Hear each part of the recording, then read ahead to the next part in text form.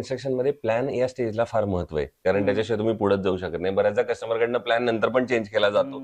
तर मग प्लॅन या स्टेजचं महत्व तुम्ही काय सांगाल आणि कसं तुम्ही एक्झिक्यूट करता त्या प्लॅनवर? सो डे 1 ला आम्ही काय करतो क्लायंटला, की आम्ही तुमच्याकडून पैसे घेणार, हो, आम्ही फुकट प्लॅन देणार नाही, बरोबर. असं आम्ही पहिले ठाम बजावून सांगतो. हो. आणि ते करत असताना आम्ही त्यांना सांगतो की बाबा तुम्हाला तुमची आम्ही साईट बघू, हो, साईटची सस्टेनेबिलिटी बघू, साईटची फिजिबिलिटी बघू आणि मग आम्ही काम घेऊ. बरोबर. जर आम्हाला वाटलंच की ही सस्टेनेबल नाहीये, फिजिबिलिटी नाहीये, तर आम्ही ते काम नाही घेणार. आम्ही त्यांना स्पष्ट सांगतो. बरोबर. आम्हाला जर ते वाटतं की चॅलेंजिंग आणि काम सुंदर आहे, तर आम्ही हो. ते काम घेणार. बरोबर. मग हे करत असताना आम्ही प्लॅन जेव्हा फायनल करतो, तर क्लायंटला आम्ही सांगतो की व्हॉट आर युअर रिक्वायरमेंट्स, तुमच्या रिक्वायरमेंट्स ज्या त्या आम्ही बनवून बसवतो आमचा प्लॅन. बरोबर. त्यांचा काही रिक्वायरमेंट्स आम्ही आमच्या काही एक्सपर्टीज टाकून एक नवीन प्लॅन बनवतो. बरोबर. असा दोघांचा सांगड बनवून एक परत छान प्लॅन तयार होतो.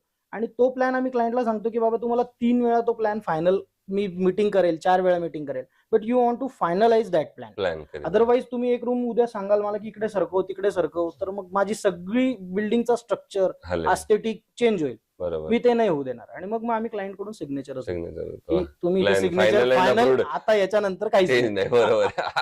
बरोबर. दुसरं बऱ्याचदा रेसिडेन्शियल प्रोजेक्ट करताना तुम्हाला एक शब्द त्या क्लायंट कडनं कायम ऐकायला मिळत असेल, ते म्हणजे माझं बजेट थोडं कमी आहे किंवा इतक्याच बजेटमध्ये बसवा. आता प्लॅन तर फायनल झाला, पण नंतर क्लायंट सांगतो की अरे नाही जरा बजेटच्या बाहेर चाललंय. तर मग बजेट आणि ते तुमच्या डोक्याचा जो प्लॅन आहे किंवा क्वालिटीचं काम आहे, तर या दोन्हीची सांगड कशी काय घालता? याला आम्ही त्यांना वेगवेगळ्या ऑप्शन्स सांगतो. बरं. की हे जर मटेरियल वापरलं तर हे अजून कॉस्ट होईल. कॉस्ट सेव्हिंग करण्यासाठी काही टेक्निक्स आहेत, जसं की स्लॅबला प्लास्टर न करता काही प्लास्टिक टाकून तुम्ही लिकेज थांबवू शकता, म्हणजे ऑटोमॅटिकली तुमच्या ते प्लास्टरिंगची कॉस्ट वाचते.